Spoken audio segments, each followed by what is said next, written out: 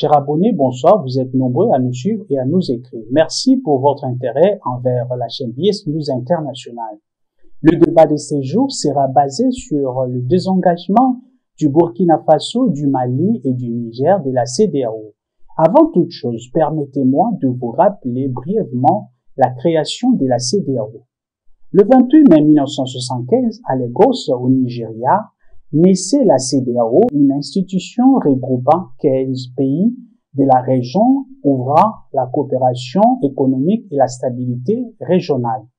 Bénin, Burkina Faso, Côte d'Ivoire, Gambie, Ghana, Guinée, Guinée-Bissau, Libéria, Mali, Niger, Nigeria, Sénégal, Sierra Leone, Togo. Cependant, un événement historique se dessine marquant un tournant dans la trajectoire de cette communauté. 3 pays parmi eux, le Mali, le Burkina Faso, le Niger, ont récemment annoncé leur désengagement de cette alliance vieille de 49 ans.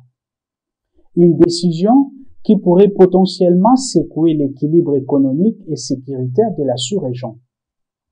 Les accords initiaux stipulaient qu'un pays pouvait se retirer un an après avoir manifesté sa volonté de quitter l'institution. Cependant, les communiqués diffusés sur les chaînes nationales de ces pays indiquent que la décision est immédiate. Afin d'explorer les implications de cette décision, j'ai réuni un panel diversifié pour discuter en profondeur de cette situation exceptionnelle. Ségui Issa, journaliste au Burkina Faso, Naounou Loti Daleba, responsable de la justice sociale de l'ONG Juve Côte d'Ivoire, Wawina Naomi, correspondante de BS News International à Kinshasa en République démocratique du Congo, tous se joindront à moi pour échanger de la situation du Sahel. Un grand merci à vous d'avoir accepté de participer à cette discussion capitale qui a pour but d'échanger en profondeur la situation des pays d'alliance du Sahel. Restez connectés pour une analyse approfondie de cette décision. Commençons par les Burkina Faso. Ségui Issa, comment la population burkinabé a-t-elle accueilli? Alors, d'abord, je salue tous vos auditeurs, vos téléspectateurs ou voire vos internautes.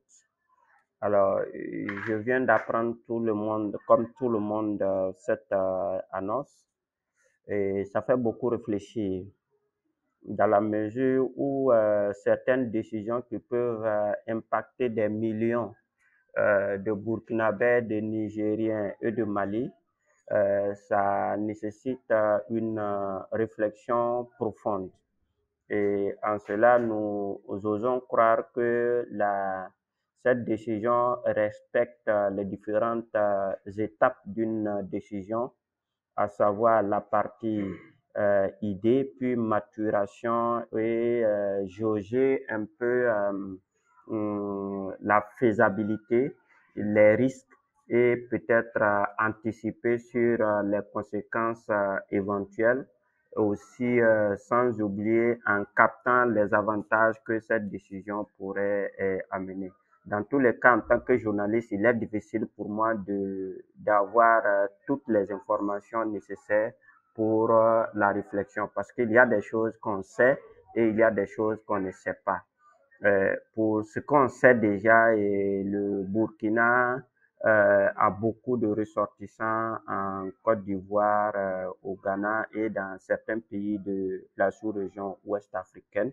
Et les déplacements entre pays sont assez courants, et sans oublier que le commerce entre les pays de la CEDEAO sont suffisamment alors, il est difficile de dire avec précision ce que pense l'ensemble de la population burkinabé, étant donné qu'on n'a pas d'instrument pour compter le nombre de personnes qui sont pour ou qui sont contre.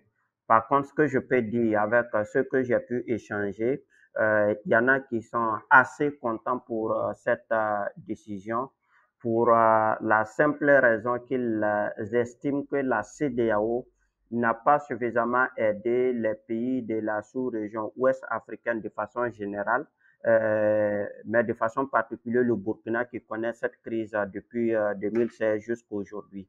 Alors ça, c'est un premier argument qu'ils avancent.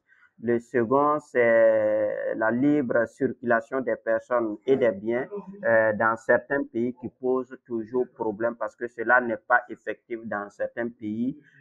Ils font allusion aux rackets et d'autres exactions dans ces pays, dans ces pays-là.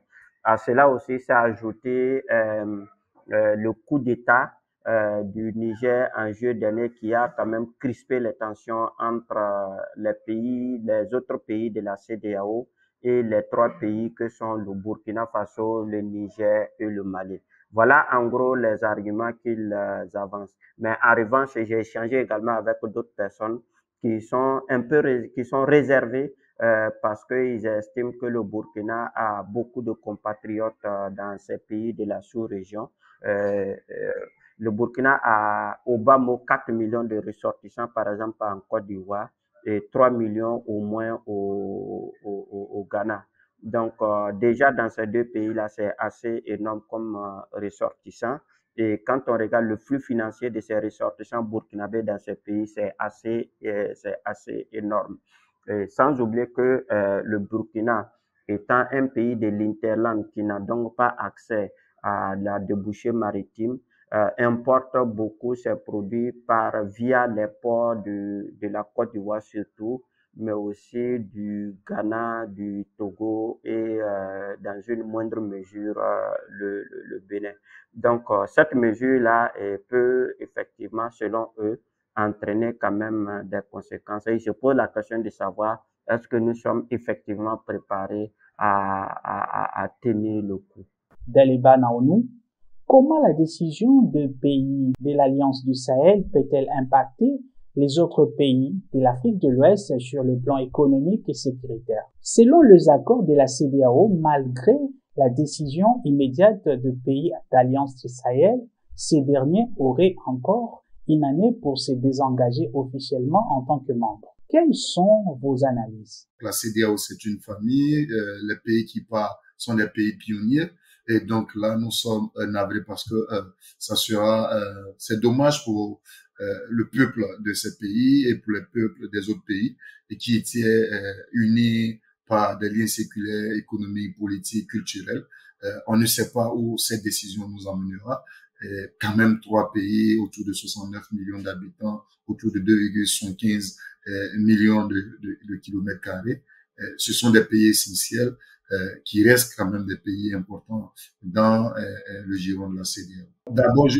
D'abord, je voudrais préciser, conformément aux articles de disposition de la CEDEAO, c'est vrai que dans le communiqué des 3 pays aujourd'hui appelés les pays de l'AES, l'Alliance des pays du Sahel, il est écrit immédiateté, mais il y a un mécanisme, il faut 1 an pour que le mécanisme pour que la décision soit actée. Ceci étant, il faut dire que le principe même de la CEDEAO, la création de la CEDEAO, c'est la libre circulation des biens et des personnes. Donc, du coup, c'est l'un des piliers fondamentaux qui va être touché à travers cette décision. Et parce qu'en dehors de la CEDEAO, et les pays qui sont en dehors de la CEDEAO sont soumis à d'autres clauses qui sont les clauses d'achat de séjour de séjour sur le territoire des autres pays qui ne sont pas membres de la CEDEAO. Et je pense que ça aura un impact de part et d'autre parce que ces pays, comme on le dit, au-delà de l'aspect politique et économique, ce sont des pays liés par des liens séculaires, culturels.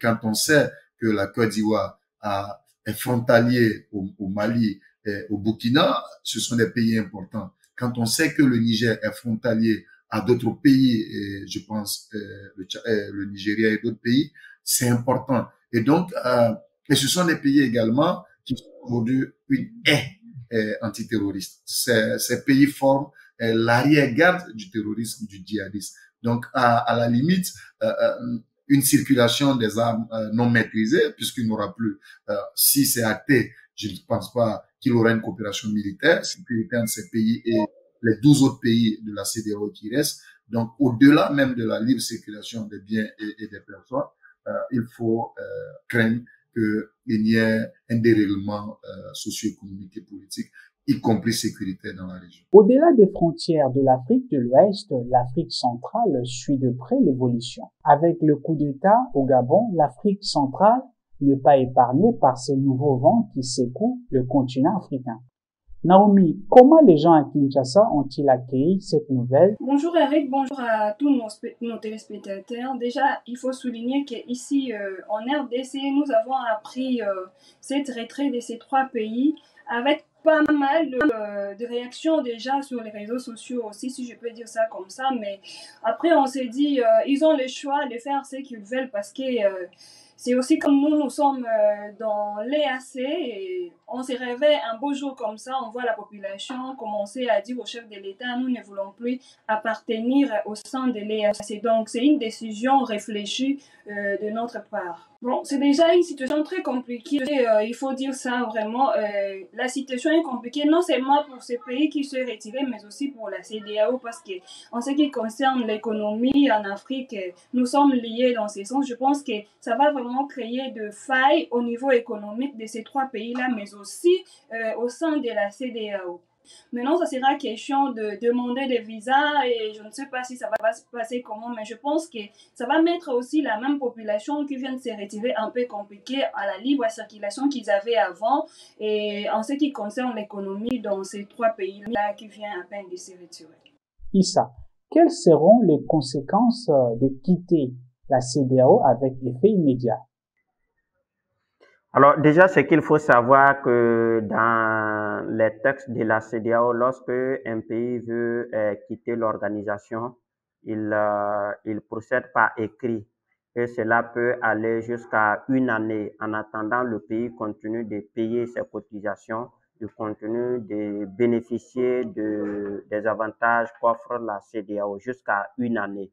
Et passé ce délai, le pays peut en toute liberté maintenant quitter l'espace communautaire. Donc, pour l'instant, jusque-là, les pays ont un an pour revenir ou confirmer la décision. Ça, il faut le savoir.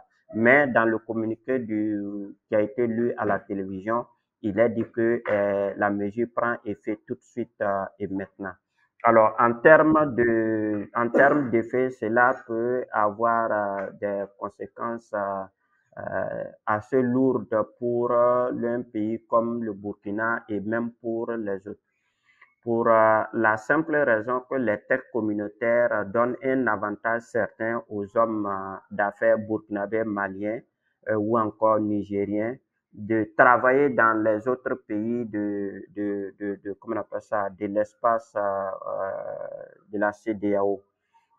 Par exemple, on a des banques qui sont nées au Burkina Faso et qui sont aujourd'hui en Côte d'Ivoire et dans certains pays de la sous-région. Je veux par exemple parler de la banque Coris Bank, qui est aujourd'hui une banque d'origine burkinabé, mais qui est aussi dans des pays comme la Côte d'Ivoire et qui occupe un rang assez honorable dans ce pays-là.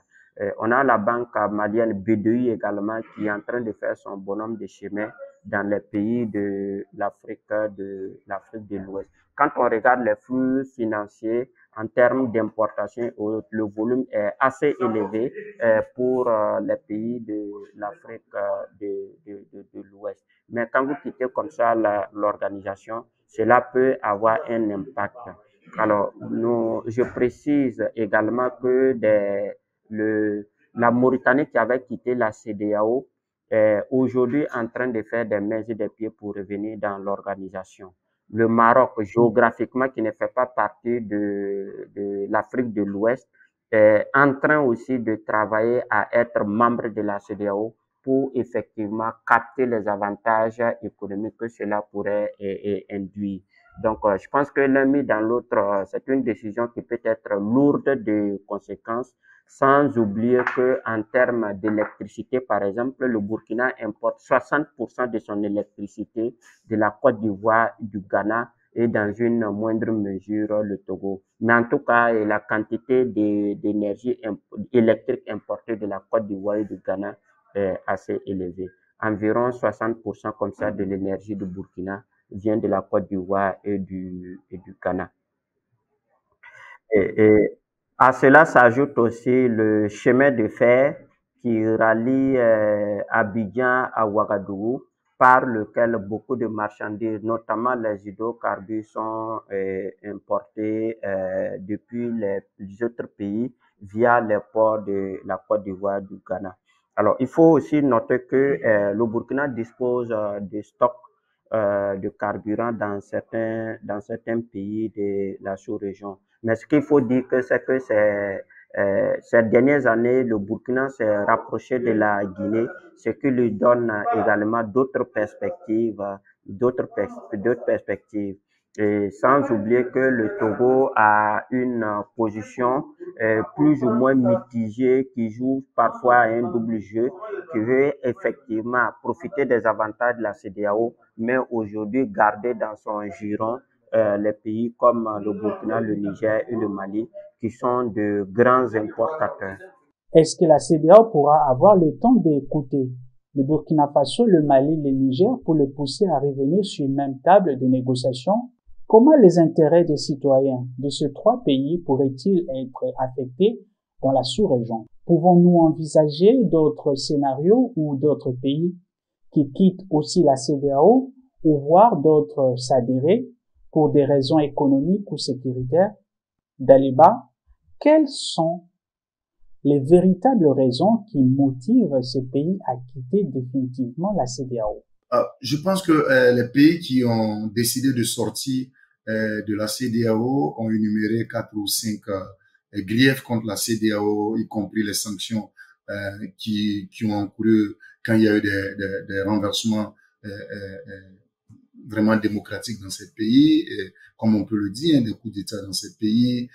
Ces pays n'ont pas apprécié qu'il n'y ait pas eu de solidarité dans la lutte contre le djihadisme. Ces pays reprochent à la CEDEAO d'être comme je peux le dire, un appendice de la France. Et donc, je pense qu'il faut concilier les positions. Il faut discuter.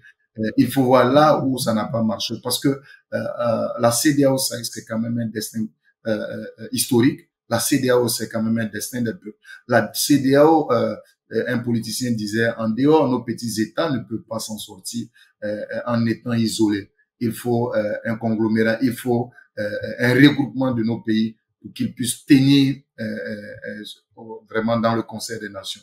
Et je pense qu'il faut discuter, il faut lever tout équivoque, il faut lever les griefs, il faut discuter à un niveau. Et je pense que la CEDEAO a besoin de faire aussi ça mieux. Compte tenu de ce qui se passe, est-ce qu'il faut mélanger souvent des questions politiques aux questions culturelles, aux questions économiques et aux questions géostratégiques? Je pense que ça, il faut que la CEDEAO et les pays qui aujourd'hui ont décidé de prendre en main leur destin, mais qui ne peuvent pas également toujours prospérer en dehors des autres pays, parce que nous sommes liés, comme nous avons dit, ces pays partagent des milliers de kilomètres de frontières. Il faut quand même se retrouver et discuter. Pour moi, la discussion, le dialogue pourra permettre que ces pays et le reste des 12 pays de la CEDEAO puissent se retrouver. Faut pas oublier que la Mauritanie avait déjà quitté la CEDEAO, donc il laissait ces pays à 15. Aujourd'hui, 23 ans après, si 3 pays essentiels qui font la moitié, pratiquement un tiers de la superficie de la CEDEAO, comme on peut le dire, c'est un énorme marché, hein, un marché quand on sait que le géant Nigeria fait partie de la CEDEAO, quand on sait que le Ghana fait partie de la CEDEAO. Comme je le disais avant, que les 2 pays ne claquent, les 3 pays ne claquent, la CEDEAO, c'est pratiquement 6 millions de kilomètres carrés. La CEDEAO, c'est autour de 500 à 600 millions pratiquement de population. La CEDEAO, c'est un vaste marché. La CEDEAO, c'est la culture, c'est l'économie, ce sont les richesses, c'est le pétrole. Et je pense que c'est important. La CEDEAO représente un espace géostratégique, géopolitique, géoéconomique dans le Conseil des Nations. Plus la CEDEAO sera forte, plus les communautés qui sont liées par le destin, parce qu'on a dit c'est les communautés économiques ouest-africaines, le Sénégal, qui sont des pays importants, plus l'union sera plus forte, plus la cohésion sera plus forte, plus l'économie sera plus impliquée, on aura la CEDEAO pourra devenir une puissance sous-régionale qui compte. Donc pour moi, c'est important que ces pays-là, en dehors des griefs qui lui est reproché, c'est-à-dire la CEDEAO, c'est un instrument important qui doit être mis à la disposition des communautés et des peuples. Quelle sera l'issue de ce bras de fer qui vient de prendre une autre tournure? Naomi, comment trouvez-vous cette décision? Je pense que déjà, des gens qui ont été dans une communauté pendant plus de 50 ans et dans un coup comme ça, ils se réveillent, ils se disent qu'on se retire. Donc, c'est-à-dire, ils ont eu le temps de réfléchir par rapport à leurs décisions. Ils ont vu peut-être leurs intérêts ne plus. Et c'est pour cela ils ont jugé bon de se dire que non, entre moi et mon frère, on peut aussi faire mieux. C'est vrai qu'on dit ensemble, on va faire mieux, mais quand on est aussi deux, trois, on peut aussi faire mieux. Par rapport à leurs convictions, moi, je pense que c'est déjà quelque chose de bon parce qu'ils ont pris une décision réfléchie de leur part. C'est comme une femme veut divorcer à son homme pendant 50 ans de vie commune. Tu te dis un jour que non, j'en ai marre, je laisse mes enfants, j'en ai marre de cet homme. Donc, ils ont eu à encaisser beaucoup de choses. Ils ont eu à avoir peut-être l'aide au sein de la CEDEAO, ils n'ont pas pu réaliser leur rêve à mettre fin à l'insécurité qui persiste et ils ont décidé peut-être de se retirer dans ce sens. Moi, je pense que leur décision par rapport à leur retrait, ça dit aussi à ça, ils se disent que comme on était dans une communauté avec l'espoir de mettre fin à l'insécurité et que l'insécurité persiste, alors on se retire pour pouvoir créer les idées, soit des stratégies pour pouvoir mettre fin au sein de l'insécurité qui règne de ces côtés-là. Les négociations pourront-elles aboutir à un consensus qui aidera à la fois l'Alliance du Sahel et la CEDEAO? Issa, comment ces désengagements pourraient-ils renforcer la capacité de ces trois pays à faire face aux groupes armés qui perturbent le Sahel? Il faut dire que ces dernières années, le Burkina, le Mali et le Niger se sont rapprochés, ce qui donne un avantage certain dans la lutte contre le terrorisme.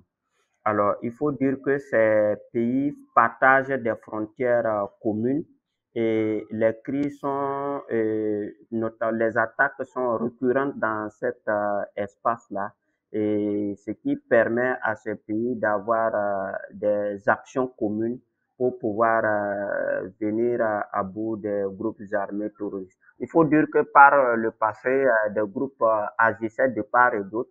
Quand ils agissent au Mali et que l'armée malienne les poursuit, ils peuvent facilement rentrer au Burkina ou au Niger et vice-versa. Mais aujourd'hui, grâce aux relations diplomatiques de ces pays-là, les soldats burkinabés, nigériens et maliens peuvent dépasser la frontière pour poursuivre les groupes armés terroristes.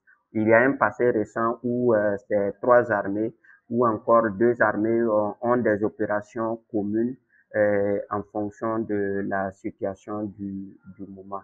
Voilà, sur le plan militaire, en tout cas, ces pays-là travaillent en tandem depuis un certain moment pour, en tout cas, réduire à sa plus simple expression les agissements des groupes armés terroristes.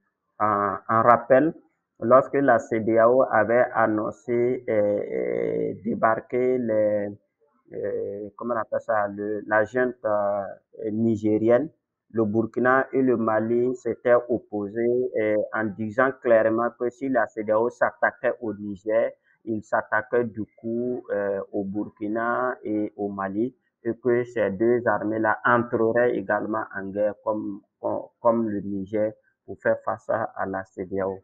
Donc, je pense que l'avantage certain que ce rapprochement peut entraîner, il y a certains avantages. C'est vrai qu'il y a des risques parce que tout changement fait peur, mais on peut aussi regarder le verre à moitié plein. Vous voyez, ces trois pays ont une faiblesse commune en plus de l'insécurité, c'est l'énergie électrique. Le Niger aujourd'hui exploite son uranium. Et les trois pays, à ce qu'on dit, ont déjà des accords, des mémorandums d'entente avec la Russie pour voir dans quelle mesure il pourrait avoir des mini-centrales nucléaires pour, en tout cas, réduire un peu le déficit en termes d'énergie électrique. Donc, moi, je pense que l'avantage, ce qui pourrait avoir un avantage certain, c'est si ces pays-là travaillent effectivement sur ce volet énergie électrique, ça peut vraiment apporter quelque chose, un plus à cette partie de la sous-région ouest africaine. Parce que tant qu'on n'a pas de l'énergie électrique en quantité suffisante et en qualité, ce serait difficile d'amorcer une industrie véritable. Parce que jusqu'à l'heure actuelle, l'industrie burkinabé, nigérienne et malienne ne sont pas compétitives à cause du coût très élevé de l'énergie. Daleba, quel impact sur le plan sécuritaire pourrait-il avoir ces désengagements en termes d'influence dans la sous-région? Et depuis plusieurs années, le Niger, le Burkina, le Mali, y compris le Tchad qui n'est pas dans la CEDEAO, font face à l'avancée du terrorisme. N'oublions pas, au-dessus de ces pays se trouvent d'autres pays avec qui ils partagent, qui sont aujourd'hui déstabilisés, comme la Libye, qui aujourd'hui se bat également. Et donc, ce sont des pays qui sont à l'avant-garde de l'avancée du terrorisme. Et je pense que il n'y a pas autre chose à faire que d'avoir le destin commun, que de se battre pour que ces pays retrouvent la stabilité et qu'ils retrouvent la sécurité. Si ces pays s'effondrent, je pense que c'est toute la CEDEAO qui s'effondre. Si ces pays sont infestés, sont décapités par le terrorisme, par le djihadisme, je pense que la Côte d'Ivoire, le Ghana, le Togo, le Bénin, qui sont déjà des pays qui font face à quelques assauts terroristes, le Bénin ou même le Ghana, ou même la Côte d'Ivoire, la frontière entre le Burkina, je pense que ça ne sera pas de bon augure pour ces pays. D'où le renforcement de nos relations sécuritaires. Il faut y discuter. Je crois que nous ne devons pas assister à ce Brexit sahélien. Et je pense que ce qui est plus important qu'il faut souligner, c'est qui perdra. Qui perdra, ce sont les peuples, ce sont les communautés. Et c'est l'avenir d'une région qui se levait dans le giron des nations, qui risque de sombrer. Certains pays encore épargnés par le terrorisme risqueraient-ils de se retrouver dans une situation d'insécurité? Naomi, y a-t-il encore espoir de réconciliation entre la CEDEAO et ces trois pays? Alors, moi, je dirais tout simplement, déjà, une année dont il faut prendre l'observation et les côtés de ces trois pays, mais aussi au sein de la communauté CEDEAO par rapport à leur retrait. Je pense que dans une année-là, les gens qui viennent de se retirer, ils vont faire aussi les bilans de voir l'impact au niveau de l'économie au sein de leur pays, mais aussi les libres circulations qu'ils avaient avant. Si ça ne va pas poser problème, moi, je pense qu'ils ne vont pas récidiver pour revenir à la communauté. Mais par contre, j'ai déjà appris que la CEDEAO a publié une communication genre qu'il veut négocier avec ces trois pays-là. Si la CEDEAO se sent déjà, ils sont en vide parce que ces trois pays-là, c'est quand même parmi des pays qui portaient aussi un plus. Je suis pas là pour dire qu'ils étaient meilleurs par rapport aux pays qui sont restés, mais je suis en train de dire que ces trois pays qui viennent de se retirer, ils portaient aussi un plus par rapport à la communauté. Si la CEDEAO décide de négocier avec elle, moi je pense que dans tout ce qu'on fait, il faut toujours chercher un terrain d'entente pour pouvoir mettre la paix dans notre société ou pourquoi pas dans notre communauté africaine. Personne profite vraiment de ça et la communauté et les trois pays retirés parce qu'il y a déjà une difficulté qui vient de se mettre là-dessus au niveau de l'économie, mais aussi de la circulation. Lorsqu'il faudrait faire payer la population le visa, ça sera aussi trop demandé vu les réalités de notre Afrique. Lorsqu'il faudrait aussi voir des difficultés en ce qui concerne l'exportation de nos biens vers l'autre pays, ça sera très compliqué. Mais bon, je pense que la négociation sera la moindre des choses. Hein. On n'est pas là pour entrer d'obliger ces trois pays de négocier, mais s'ils voient que leur décision population reste réfléchie par rapport aux réalités, alors que nous allons toujours continuer parce que l'Afrique va toujours exister sans pour autant avoir des communautés, parce que dorénavant, on a toujours eu à avoir ce genre de choses, mais l'Afrique continue toujours à exister. Dans tous les cas, il faut d'abord viser qu'est-ce que la population gagne, qu'est-ce que l'économie fera, est-ce que ça va augmenter ou ça va réduire. Par exemple, ici chez nous en RDC, la population de l'Est, au-delà de l'insécurité, il survit aussi à travers de pays voisins parce que parfois, moi personnellement, j'ai été... à Bukavu, vous verrez que des personnes ont la facilité d'aller acheter des choses via Kigali, via Bujumbura et autres, mais ils ont du mal à arriver, par exemple, ici à Kinshasa. Donc, déjà, la grandeur de notre Afrique ne nous met pas... ne nous permet pas d'être à conflit avec nos voisins parce que nous sommes faits pour vivre ensemble. Moi, je pense qu'au-delà de tout ça, en quelque sorte, c'est aussi une décision politique. Il faut souligner ça. Moi, je pense que la population africaine est née pour vivre ensemble. Au-delà de nos frontières, de nos conflits et tout qu'on sort, si cela va nous porter la paix, moi, je pense que ça sera une belle décision pour que l'Afrique ou les Africains puissent vivre paisiblement au sein de notre communauté, soit notre continent.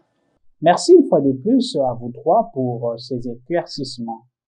Nous espérons vous avoir prochainement dans nos émissions.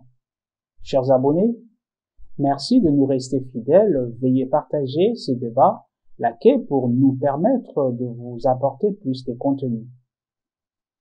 Nous sommes au terme de notre programme. Nous vous disons merci et à très bientôt.